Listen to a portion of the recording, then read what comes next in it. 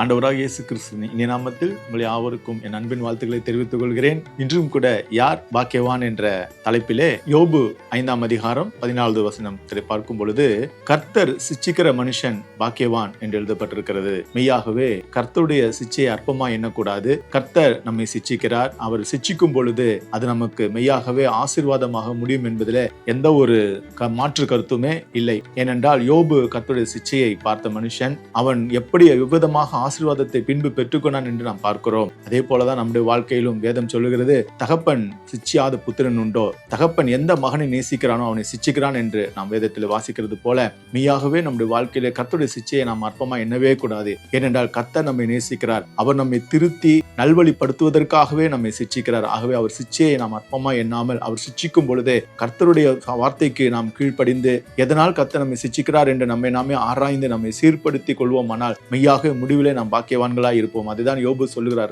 கர்த்தரால் சிச்சிக்கிற மனுஷன் பாக்கியவான் என்று. ஆகையால் கர்த்தருடைய சிச்சையை அற்பமா எண்ணக்கூடாது என்று நமக்கு ஒரு அறிவுரை கொடுக்கிறார். அவர் கர்த்தருடைய சிச்சையை ஒருபோதும் அற்பமா எண்ணவே இல்லை. அதை மகிழ்ச்சியோடு கூட ஏற்றுக்கொண்டு, அதான் சொன்னார், கர்த்தருடைய கரத்திலே ஆசீர்வாதத்தை பெற்றுக்கொண்ட நாம் அவருடைய கரத்திலிருந்து சாபத்தை எப்படி பெற்றுக்கொள்வது என்று அவர் கேட்ட ஒரு மனுஷன். ஆகவே கர்த்தர் மெய்யாகவே அவர் எப்படி பாக்கியவானாய் பின்பு மாற்றினாரோ அப்படியே கர்த்தருடைய சிச்சையை ருசி பார்க்கிற நாமும் கூட முடிவிலே பாக்கியவான்களாய் இருப்போம். கர்த்தர் நம்மை ஆசீர்வதிப்பாராக. ஆமென்.